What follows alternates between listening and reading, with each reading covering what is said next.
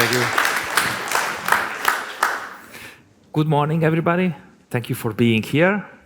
I'm excited to talk about a topic which has an improving importance in our industry. This is gaining trust through credible simulation. As in the previous presentation you have seen from Ulrich Schulmeister, we can notice that the foundation of credibility, the foundation of trust is credibility. For that, to achieve this, we need standardization and collaboration. Here is a picture about a system model, a system simulation model. Different colors note different sources. So some subsystems, some models are coming from different sources. OEM, tool vendor, model vendor, or a supplier. This means that if you would like to achieve credible simulation, we need everybody on board. Okay, but why do we need credible simulation? I think it's well known for a lot of you that we have now a trend that simulation is changing from a supporting role to a leadership role. We are moving more and more to simulation. There are several reasons for this. One is for cost. Simulations are far more economical. Other is speed. We have seen in the previous presentation that how important to reach fast time to market, and simulation here is the key. But to have this, it's really important to trust in our simulation. For that, we need credible simulation. If we have credible simulation, that can help us to make good product decisions. Here is a short overview of the Robert Bosch Credibility of Simulations framework. The ultimate goal of this process is to have a good product decision. To have that, first, we need to describe the engineering task. So we need to identify what we want to solve. For example, I would like to know more from a steering system in a parking scenario, or for example, I would like to optimize my powertrain component. I need to understand this. I also need to understand what is the criticality of this problem I want to solve. For example, if I'm in an early design phase and I just would like to make an experiment, or I would like to use a virtual release, this has different requirements on the quality. Let me skip now the modeling and simulation activity details, and let's assume that I have here a system model. The next crucial step is that I need to assess how good is my simulation. Here again, I have a system model with different sources. I need to assess that if it is fit to my simulation, if it is good enough. For that, I need information. I need information about the models, about the submodels, and so on. And this information needs to be easily accessible, and I need it fast. I don't have years to assess everything. So now we identified the key ingredient is information, and I need it fast. How it is possible? For that, we need standardization, we need collaboration, we need good partnership. This brings me to the next topic, the Smart System Engineering project, where we are active. This is a bit overcrowded slide about the project, but this is some important point to highlight. We have at the moment more than 25 project members, mostly from automotive, but also some from aerospace. OEMs, tool vendors, suppliers are also at the same table.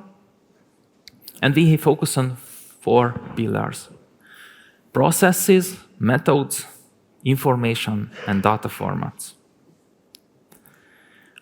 In this picture, you can see that in context of simulation, how existing standards relates to these 4 pillars.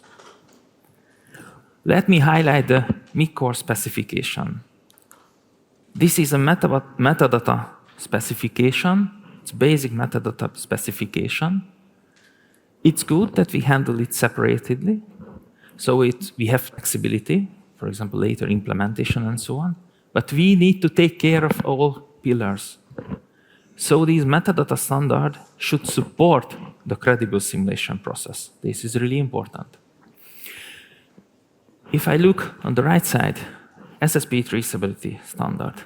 That's a standard which defines data format.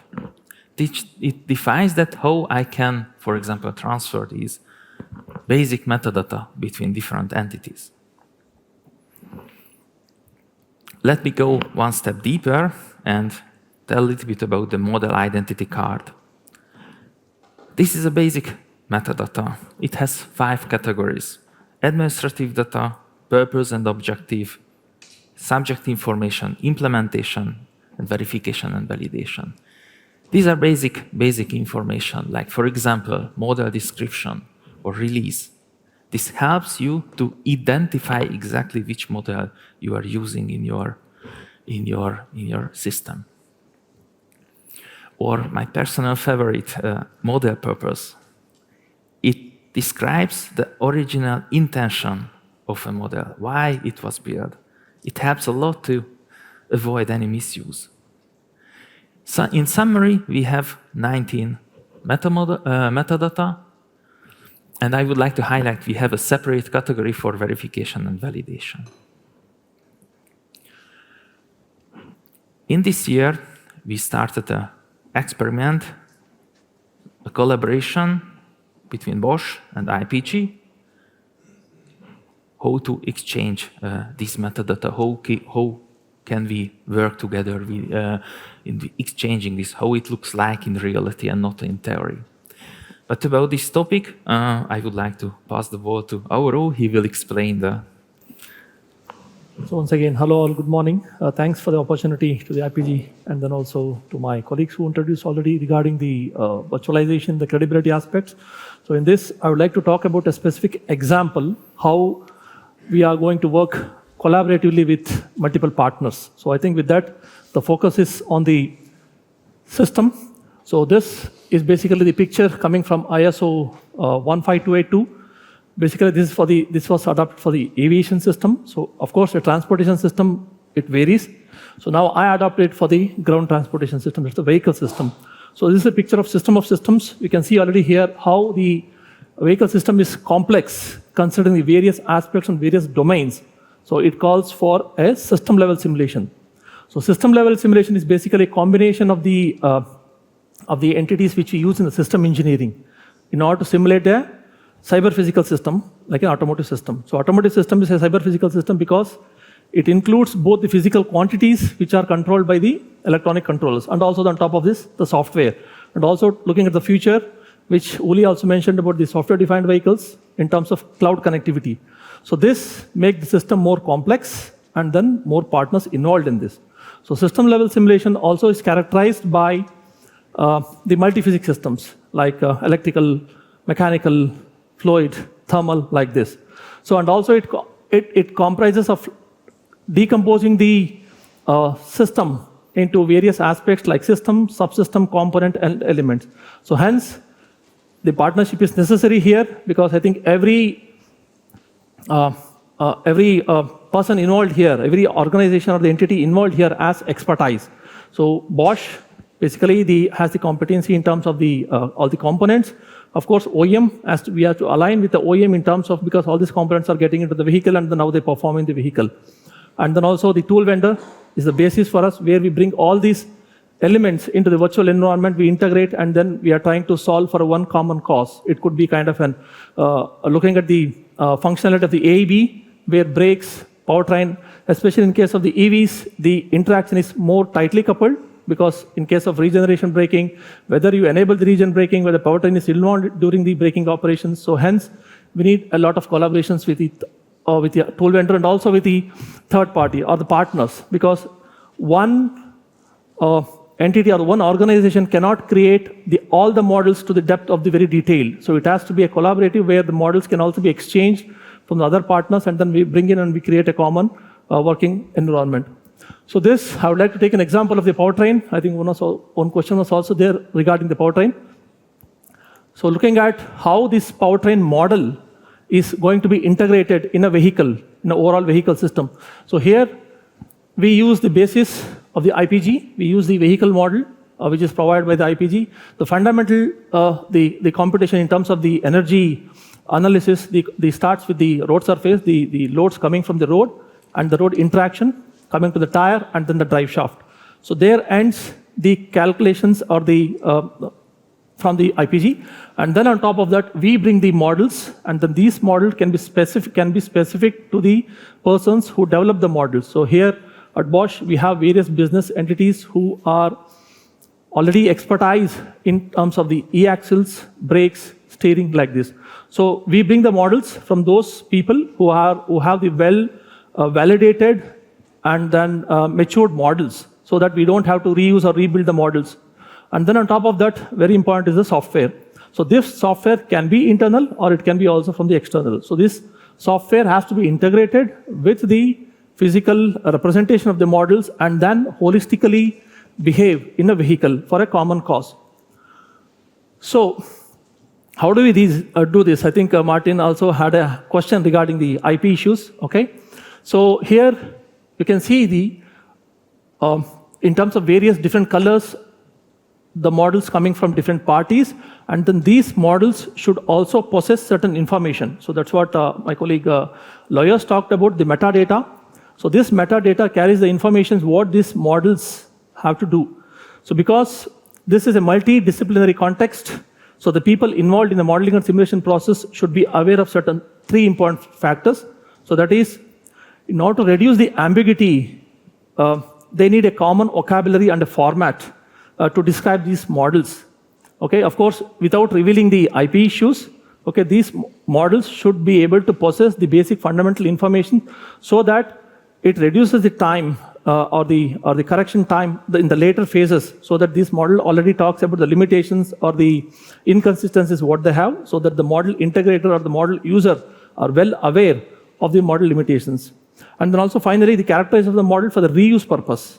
Okay, this is very, very important, because I also saw in some slides, in previous conference also I've seen that, when we see the videos, the intricacies of the representation of the real vehicle will not be represented. It means the vehicle is driving, but if you see the gear will not be in the drive mode.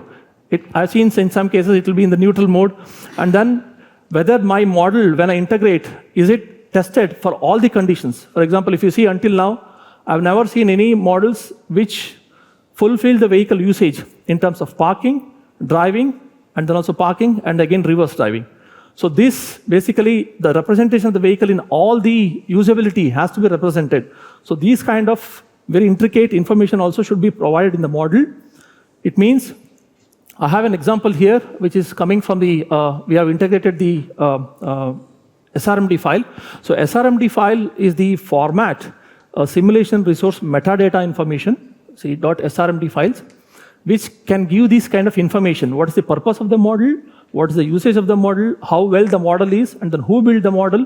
Which tools are used? And which version is used? So that people are well aware and also well informed about how this model can be used, so that the later issues of model not able to represent the key informations will be missing.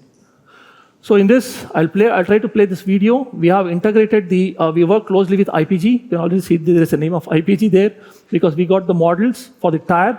We are using the model from IPG for the tire model, and then also the data which we are using are coming from the default data at this moment. So here we can see that various aspects of the MIG core, model identity core, where the various elements of the data are represented here. For example, the verification information, and then when the model was released, who did this model, who released it. So we can see the various aspects of these items of the specification. Yeah, thank you, Auru. So in this presentation, we discussed that for credible simulation, we need everybody on board: OEM, supplier, tool, and model vendor. I would like to welcome you to join us in the SmartSE project. We can sit together in the same table, openly discuss this topic, so we can develop a common understanding and find solutions that are supported. So let's build together credibility. And I'm looking forward to have a discussion with you after this presentation. And thank you.